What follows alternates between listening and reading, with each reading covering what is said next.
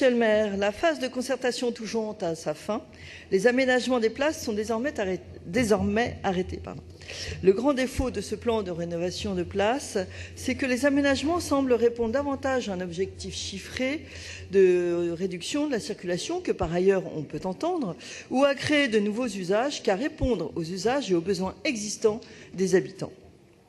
J'aborderai essentiellement la question de la place d'Italie et souhaite rendre compte ici des préoccupations des usagers. Desservis par les lignes de métro 5, 6 et 7, par les bus 27, 47, 57, 59, 64, 67 et 83, l'enjeu des interconnexions doit être au centre du projet d'aménagement de la place d'Italie. Or, le projet de déplacement des arrêts de bus dans le cadre du réaménagement de la place pose plusieurs problèmes. Premièrement, celui du rallongement considérable des interconnexions et des traversées piétonnes des voies circulantes, alors qu'il aurait fallu veiller à ce que les distances des interconnexions restent les plus courtes possibles pour les usagers. Deuxièmement, il y a ce projet de déplacement des terminus des bus 59 et 61 sur le boulevard Vincent Auriol, qui implique le stationnement de nombreux véhicules et la question d'un lieu de repos pour les agents. Si le réaménagement de la place ne permet pas de résoudre ces questions, il aura été vain. Ensuite, les autres aménagements proposés semblent être, aux yeux des usagers, comparables au budget participatif.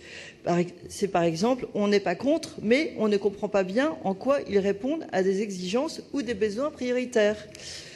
Ainsi, l'aménagement de l'îlot Vincent Auriol, en zone de détente, ne semble pas prioritaire par rapport aux besoins plus quotidiens de stationnement de deux roues. De même, les habitants ne comprennent pas bien à quel impératif correspond l'agrandissement du terre-plein central de la place d'Italie. Encerclé de voies de circulation, le jardin central n'est en fait pas accessible ni agréable, puisqu'il faut pour l'atteindre traverser une circulation qui, même si elle est freinée et concentrée, restera toujours très dense. La place d'Italie est un axe majeur de circulation et d'entrée et sortie de Paris. Ce jardin central répond-il à un usage ?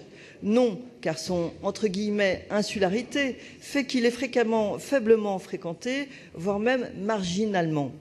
Et il le restera tout autant demain, malgré son agrandissement et quelques mesures cosmétiques. Je ne vois pas de famille allant s'installer au milieu d'un carrefour à haute circulation.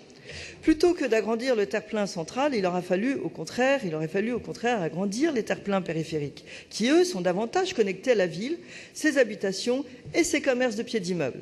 Je remarque d'ailleurs que la ville a fait la même erreur avec les berges de Seine. Au quotidien, les piétons ne l'utilisent pas, ou très peu, car le parc Rive de Seine n'est relié à la ville que par quelques rampes d'accès distantes les unes des autres, alors que les piétons empruntent massivement les quais hauts, qui s'inscrivent, eux, dans une continuité urbaine.